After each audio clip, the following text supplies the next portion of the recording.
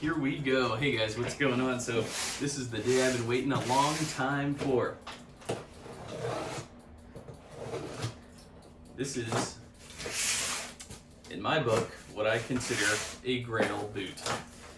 I have long wanted cigar shell cordovan, and Maduro shell cordovan is not cigar. Oh yeah, here we go. Full tab. Pull that out. So the indie boot has long been one of my favorite models of boots, as well as one of my grail boots my whole life, ever since I started seriously boot collecting, has been the cigar shell cordovan indie boot. And being that those are basically impossible to get, well, Grantstone made it easy for me to get something very similar, and I'm extremely excited to be opening this up now. So this is going to be the Grantstone brass boot in Maduro shell cordovan. In many ways, I believe is an upgrade from the Alden Indie. So here we go.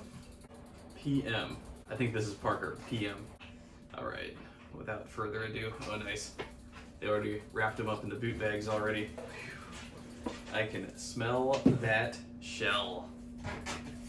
Expertly wrapped, as always. Expertly boxed, expertly packaged. One of the greatest things about Grantstone is the unboxing experience. I do think that they do one of the best jobs out there. All right, so without further ado, let's have a gander at these beauties. Whew, I'm nervous. So if you've been following along, I have the Diesel boot, or sorry, I have the Edward boot, it's the plain toe boot in Maduro shell, as well as the plain toe derby in Maduro shell. And now these. Wow. My God.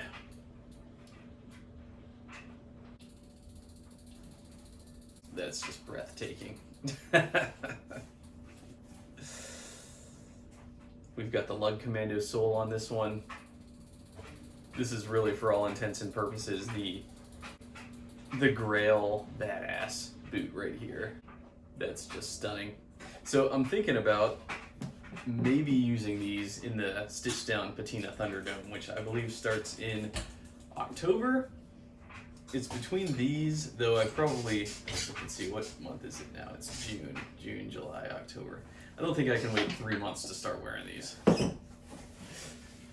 So probably what's going to happen is I do have a pair of boots on the way from Renav.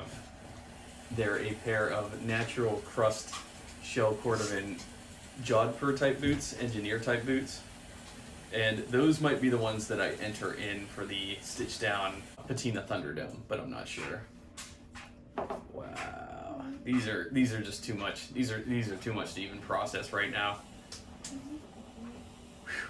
Got the hand stitched mock here, and you can tell that it's hand stitched because it protrudes out. Like the equivalent, here's the indie equivalent. So this would be a machine stitched because the mock toe is flat, so it's only superficial, it's only cosmetic, whereas on the brass boot it is not. It actually is raised. It's a tad bit elevated, so that gives a really cool aesthetic. There we go. Alden Vintage Indie 8.5D brass boot 8.5D. Look at that, ladies and gentlemen. They really nailed this mock toe. But yeah, I think the toe profile comparison here is really interesting on comparing the indie to the brass boot. So as you can see, the indie, it's got more of that collapsed toe, whereas the brass boot is definitely structured. There's just a lot more volume, more raised walls in the brass boot compared to the indie. Down here, it has more of a collapsed look.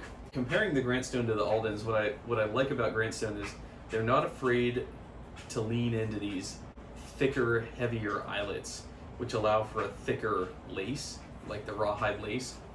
The Alden uses such small diameter eyelets that you can only really run like some thinner laces through there. In fact, this round corded lace is the thickest I can get through there. This lends itself to obviously a dressier, sleeker look, whereas I think the Grant Stone brass boot has such a manly, adventurous type of an aesthetic about it. I think they really nailed that. So, and then also we've got storm welt, a 360-degree storm welt all around here. We've got matching brown stitching on the mock, as well as the lug commando sole, Grant Stone proprietary. And this is a really cool lug commando sole. It's quite different from the one Alden uses. It looks like Alden uses like a half sole here, leaving some of the leather exposed, whereas Grant Stone's is a full sole. And yeah, the lug pattern is interesting on the Grant Stones. So you have like two lugs next to each other, two here, two here, two here, two here, and then the front row are all conjoined, and then two here, two here, two here, two here, and then same with the bottom, two here, two here, two here, two here, and then they're all conjoined down here. That's pretty cool. Whereas on the Aldens, actually the Aldens are similar. They're sort of spaced in a similar way. Two here, two here, two here. So, I mean, everybody's pattern is going to be just a little bit different, but the Grant Stone's commando lug is going to be a little bit more pronounced. So, yeah, this Alden sole's separating on me. Whew, it's actually separating kind of bad. Especially right here, it's torn. Dang. Those might need a resole here soon, I don't know. So, but yeah, anyways. What do you guys think about these? This is a grail pickup for me right here. I'm not gonna wear these immediately, just in case I decide to use these for the stitch down patina Thunderdome. Being that it's a darker leather means it will not show as much wear over time. Obviously, like a natural leather is gonna show a lot more of its wear, which is kind of why I'm holding out for the Renav Goods Engineers. But again, I don't know how. I don't have a time frame on those. So, anyways. Thanks a lot for watching, guys. What do you think of these new brass boots in Maduro shell? Yeah, I can't wait to start rocking these. Anyways, thanks a lot for watching. I'll see y'all in my next video.